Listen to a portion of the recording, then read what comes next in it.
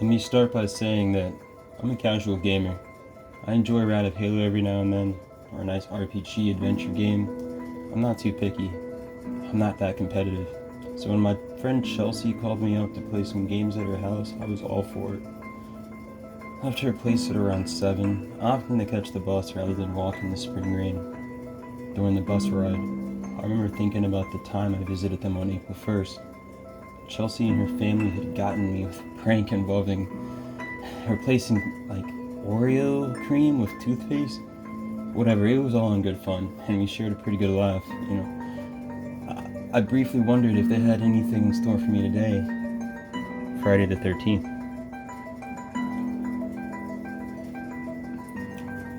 It wasn't until I heard the bus doors close behind me that I realized I was standing outside of the bus stop. At a brisk pace, I walked the remaining 3 blocks to Chelsea's house. I was greeted by the barking of their 2 dogs, Essie and Miller. The minute Chelsea opened the door, I was rushed by Miller, the energetic fluffball. Essie just lay on the floor lazily, as she often did. We went into the main room and made ourselves comfortable. I'd always liked to feel, pretty cozy in her house. It was just really warm and inviting. But on that night, it was different. It seemed a little less comforting than it usually did. I passed it off as a side effect of the gloomy weather. But tonight, all that was aside of us. The game of choice was the latest Call of Duty release, Black Ops. As I said before, I'm not competitive. Chelsea, on the other hand, had guns blazing as soon as the game loaded. Good old Chelsea. We had fun for a couple of hours, killing other players online like a flurry of bullets and button mashing left and right. As the clock neared 10, Chelsea's brother Nathan came upstairs. Nathan. Was it Nathan?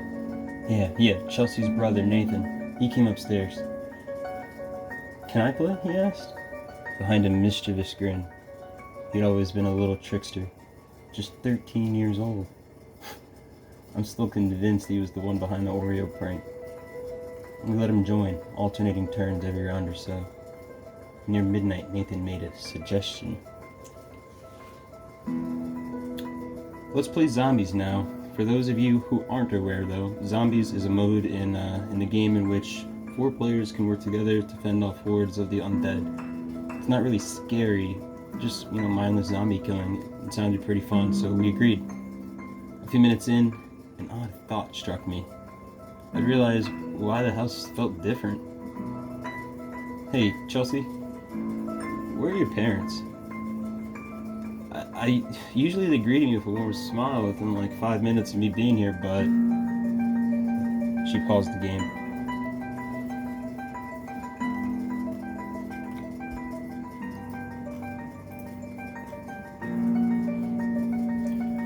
At first I thought my eyes were deceiving me. I'd misplaced my glasses earlier this week, so instead of that regular weapon, what appeared... Oh shoot, I think I cut out.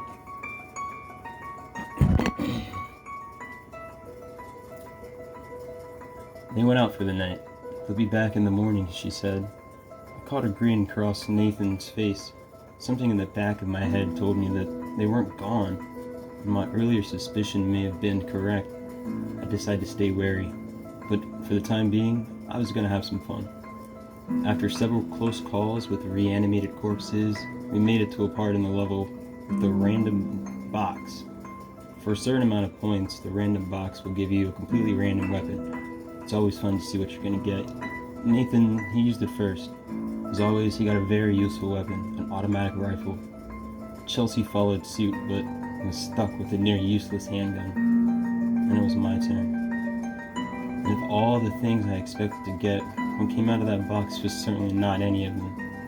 At first I thought my eyes were deceiving me. I misplaced my glasses earlier in the week and roamed around without, having proper eyesight. Maybe I didn't have them on right now. Nope.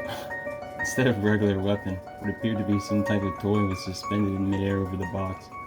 We all sort of looked at it, trying to figure out what it was. We knew that sometimes a toy clapper monkey with symbols would appear, as a joke. While inconvenient, it was never really a big deal. However, this wasn't a monkey. As we studied it, we realized it was the doll. But further inspection sent a shiver down my spine. It was burnt badly. Its clothing was scarcely there, as well as its hair. It was missing an eye and was half charred. Before either of us could say anything, it began to rise higher into the air. And that's when the giggling began. Not childish or merciful. It was something that was unsettling, unnerving. It just didn't belong. It honestly jarred me for a second. I didn't know how to respond. The doll was higher into the air until it was entirely off screen.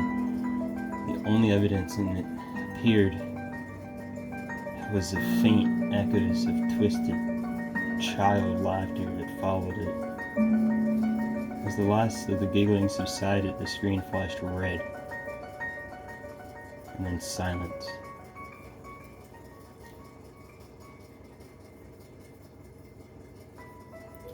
I thought for a single moment that Nathan had somehow done this, but he looked confused, and I could even see, fear in his eyes. Chelsea was also stunned. For a long moment, no one said anything. It was until Chelsea noticed something odd. "Where are all the zombies?" she asked. And she was right. It had been too quiet. We realized why. There weren't any zombies. In fact, the entire appearance of the doll, not a single zombie, had made its presence. For a full 30 seconds, we roamed the level to no avail, and Nathan opened his mouth to speak, but then we heard it again. The eerie, ghastly laughter that had accompanied the doll. This time, however, there was no doll to be found, and that's when the screen flashed red again. Before anyone could react, hundreds of charred dolls got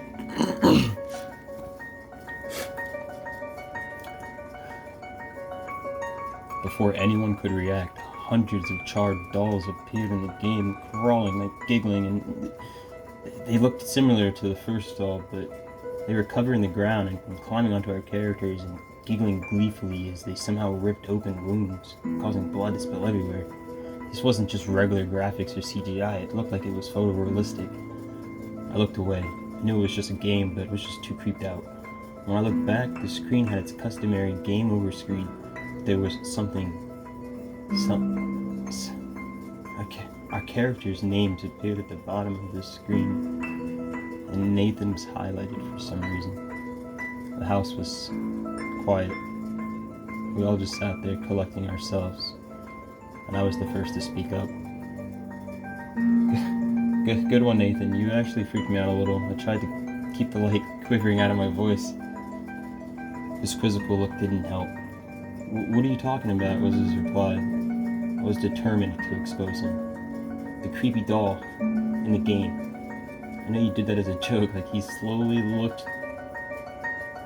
He just shook his head. "Brian, I didn't. I've never seen that happen before. I don't know why, but I felt myself get angry. I decided just to let him have his fun. It was just a stupid joke." "If you say so." I turned to Chelsea. "Did you want to get a snack from the kitchen?" She nodded, and we got up. Neither of us bothered to turn off the game, and in the kitchen we rummaged through the cupboards to find some glasses and plates. All of a sudden we heard Nathan shout, he needed to go to the bathroom from the other room, and then his steps head into the restroom. We browsed the kitchen for a few more minutes, returning to the living room with hot cider, cookies, whole nine. We sat there for a bit, sipping our drinks, munching cookies until Chelsea spoke up.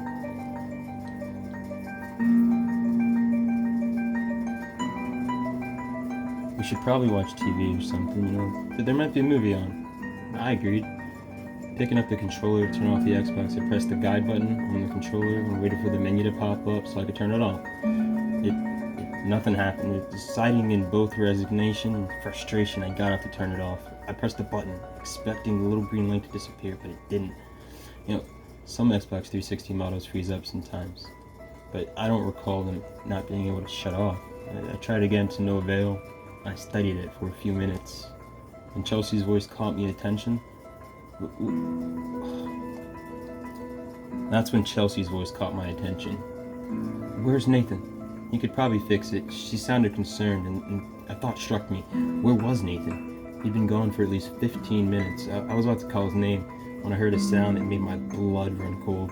The giggling. Instantly, both of our eyes shot to the screen. It was the same game over screen, but Nathan's name was no longer highlighted. In fact, it appeared dulled compared to ours. My heart was pounding, almost as fast as my mind was racing.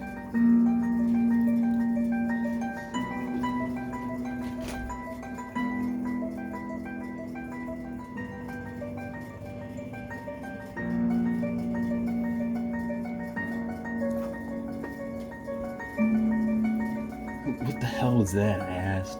But Chelsea had already stood up and was headed towards the restroom. I followed, knocking the door. "Hey, Nate, you there, man?" No response. I tried the knob and it was unlocked. Something told me not to open it. I don't know why, but I wish to God that I'd listened to it. I opened the door, and the first thing I saw was red. Blood was everywhere. Nathan was lying on the floor, a thick dark red line from one side of his throat to the other, another deep cut traced from his throat down to his abdomen. His short brown hair was matted in blood. The normally pale form was completely colorless. I tried to suppress the urge to vomit. I heard Chelsea move behind me, and I realized I couldn't let her see this, but I was too late. I heard a gasp, followed by the most agonizing scream. I quickly shut the door and turned to Chelsea. She had a look of terror, revulsion, pain, agony etched onto her face. It broke my heart to see it, but I knew we had other things to worry about first. "Chelsea, I'm so sorry, but you have to listen to me. We have to get the fuck out of here right now." Sobbing, she made a sound that sounded like agreement, though I couldn't tell. I was nauseous, confused, terrified, in every imaginable shock. It was just sickening. We bolted to the door, but the handle wouldn't budge. It just wasn't stuck. It was immovable. I felt the first waves of genuine panic setting in, and I could see Chelsea close to breaking down. Shit. I pulled out my phone and dialed 911. Nothing but static. I don't know what to do. We were trapped in here with no phone, Chelsea's mutilated brother in a blood-soaked restroom. Oh my God, Chelsea. My mind immediately assumed the worst, but I turned around to find Chelsea sitting on the floor, mute, with shock, grief, and terror. "Chelsea, get up. We have to go," I yelled.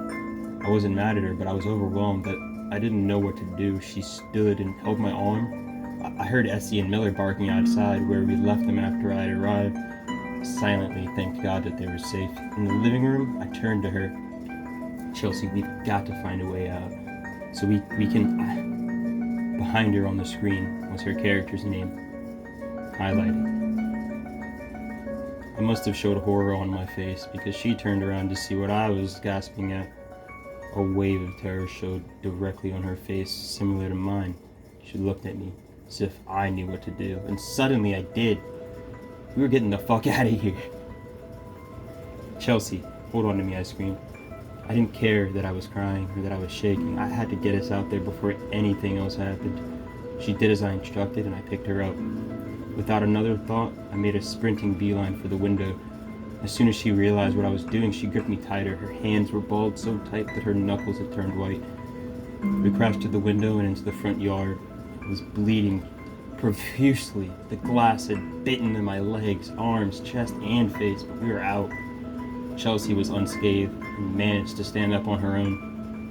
The soft giggling from inside the house was all the motivation we needed to run. A week later, it was all over the news. We couldn't tell them the whole story, or else they'd think we had nuts, but the media had taken every possible angle and just ran with it. Everything from neighborhood killer, child murderer, we were in every paper in the city. At Nathan's funeral, I sat with Chelsea and her parents. It was heartbreaking. I really liked that kid. A few days after that, I was sitting in my living room, looked at my stack of games. My eyes rested on one of them, Call of Duty Black Ops. The memories of that night came rushing back, and I almost screamed. I realized to move on, though, I'd have to forget what happened and just continue with my life. I popped the disc in, deciding to play the campaign mode. assassinate Castro or something. While the disc loaded, I decided to call Chelsea and check up on her, though, just out of the blue. No answer. Oh well. She probably didn't feel like talking or something. As I looked back to the TV, I froze. Instead of the title screen, it had that same game over screen from that same wretched night. Nathan and Chelsea's name were dulled, and mine was highlighted. And all I heard was giggling. Cut.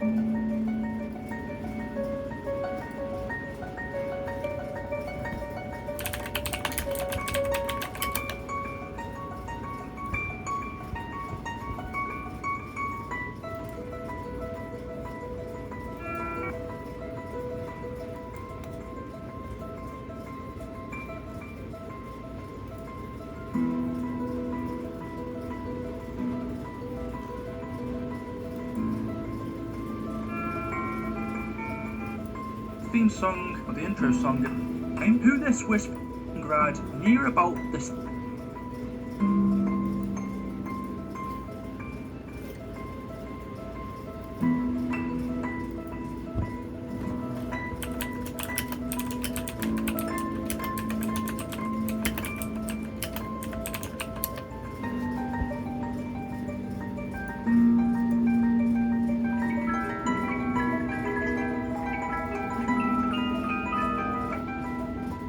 Cut.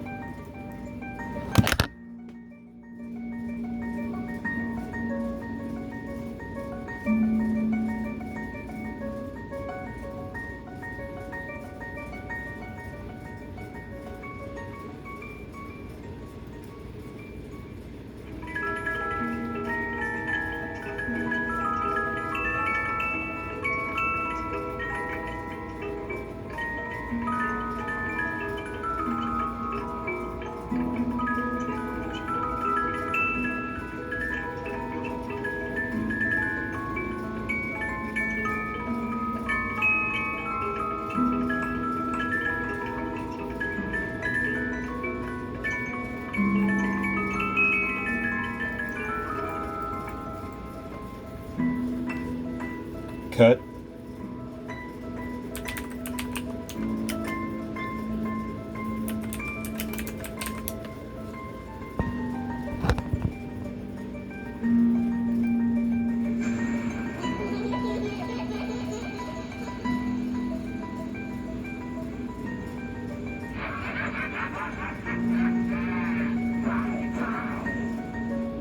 Cut.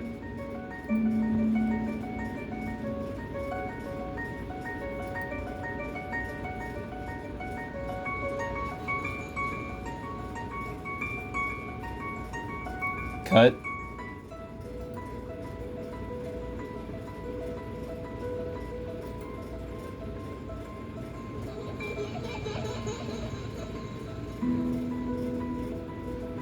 Cut.